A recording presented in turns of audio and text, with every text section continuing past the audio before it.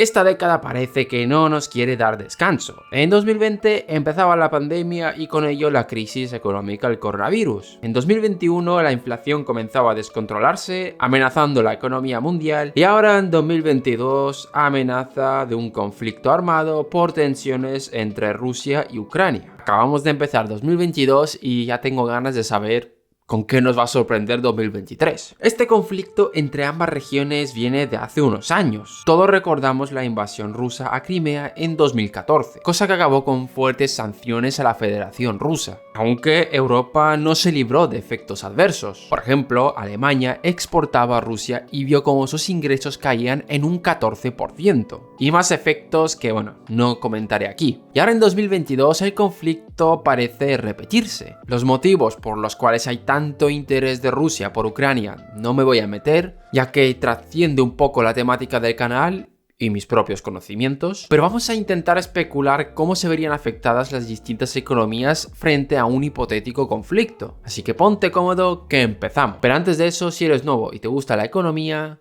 suscríbete. Ahora, vamos allá.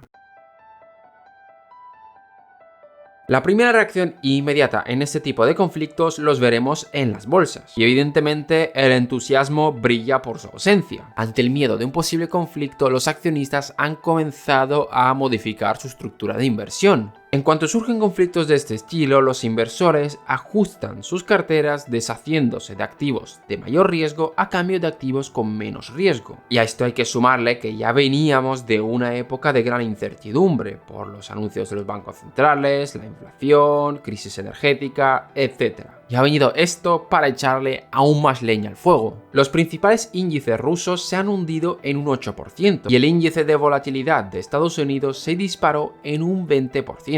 La incertidumbre está servida. También la incertidumbre está teniendo fuertes efectos en Ucrania. No nos olvidemos de que también existe. Están empezando a haber masivas retiradas de depósitos. Es decir, gente que va a los bancos y empieza a exigir su dinero. Y si sois suscriptores del canal, probablemente ya hayáis visto mi vídeo y sepáis por qué esto es problemático. Y como bien sabemos, los bancos no guardan todo el dinero que deben a sus clientes. Así que esto para el sistema financiero de Ucrania puede ser bastante desastroso. Pero ojo, este conflicto podría tener ciertos efectos positivos. Sí, lo sé, suena un poco raro. Ahora me explico. Como dije, con estos conflictos los inversores suelen modificar sus carteras para ir a activos más seguros. Y los bonos del gobierno suelen ser los activos más seguros del planeta. Recalco el suelen. A fecha de hoy lo son. Sobre todo aquellos que son pagados en dólares y en euros. Ante el miedo debido a la inflación actual y el rumbo que están tomando tanto la Reserva Federal y el Banco Central Europeo, los mercados empezaban a anticipar estos movimientos.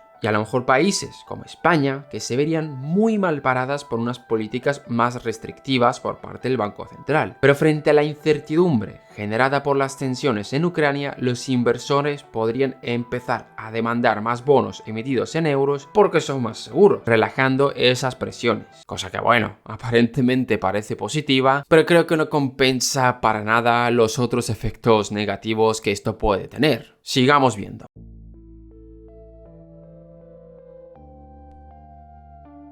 De las pérdidas humanas creo que ni hace falta hablar, un conflicto armado sería un completo drama a todos los niveles. Pero vamos a intentar ser un poco más optimistas y supongamos que no se llega a un conflicto armado, pero nos quedamos con unas fuertes tensiones políticas y comerciales, cosa que tampoco tendría efectos demasiado positivos.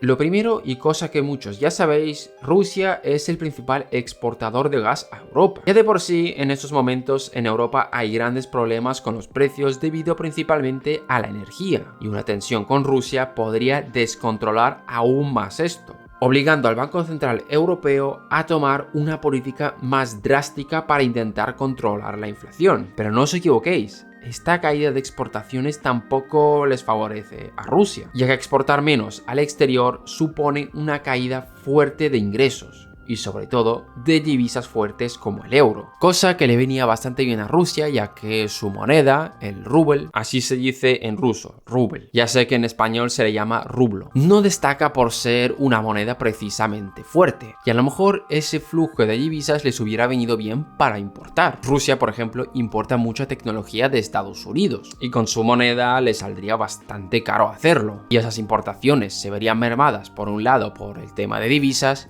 y por otro por las malas relaciones que habría con Estados Unidos. No les beneficia demasiado. Y siguiendo un poco con el tema de las divisas, Rusia también podría verse excluida del SWIFT. ¿Qué es esto del SWIFT? Para entendernos, es una red para hacer transacciones internacionales. Quedar excluido de esto complicaría aún más el acceso a las divisas extranjeras por parte de Rusia. Si bien el Banco Central ruso ha ido acumulando muchas reservas en otras divisas, aproximadamente unos 600.000 millones de dólares, no es suficiente para afrontar lo que se les podría venir encima. Por otro lado, la economía rusa no se caracteriza por ser tremendamente diversificada. Son muy dependientes del sector del gas. Y si ya la situación laboral ahí no es para tirar cohetes, imaginaros si uno de los sectores más importantes pues sufre un shock. Ninguno de los dos bandos parece salir ganando. Pasando a otro terreno, de hecho, es algo que estamos viendo ya, los precios del trigo y maíz empiezan a verse afectados por el conflicto, ya que Ucrania es uno de los principales exportadores de trigo y maíz a nivel mundial. Y hay gente que se ha puesto nerviosa ya que un posible conflicto en el Mar Negro podría tensionar las exportaciones hacia el exterior. Y ojo, Rusia también es un fuerte exportador de trigo, donde los futuros de este también están subiendo. Así que en el sector alimentario también podríamos ver las consecuencias. Y sobre la población en general, veámoslo.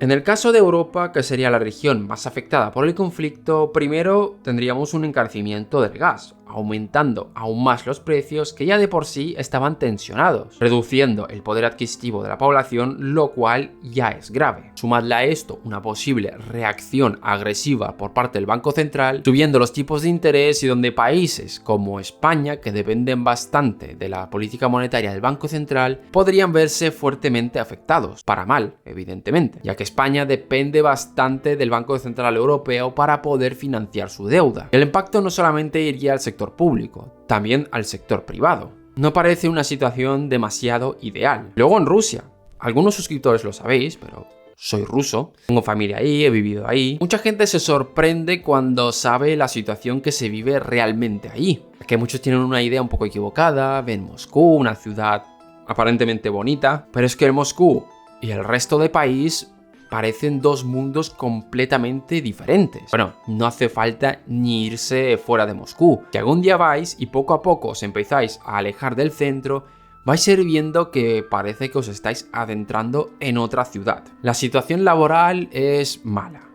Servicios públicos, mejor ni hablamos. Tema pensiones, si en España nos preocupamos por nuestras pensiones, lo de ahí es aún más grave. Para que os hagáis una idea, familiares míos que están cobrando pensión ahí, cobran a lo mejor una pensión de unos 200 euros. Y no basta para vivir. Y por no hablar de las viviendas. Os paseáis por algunas calles y no sabéis si estáis en Rusia o dentro de un videojuego de terror. Las infraestructuras están muy deterioradas. Es verdad que en las grandes metrópolis están empezando a sustituir esas famosas casas soviéticas, grises y tristes, pero aún queda mucho camino por recorrer. Vamos, que a nivel económico este conflicto podría devastar un país ya devastado. Esto hay que tenerlo bastante en cuenta, ya que un hipotético conflicto podría hacer levantar las masas. En épocas de malestar siempre se le va a echar la culpa al gobierno. Y hablamos de que en los últimos años en el país cada vez más empezaban a haber levantamientos populares contra el gobierno. Un posible colapso económico podría alimentar aún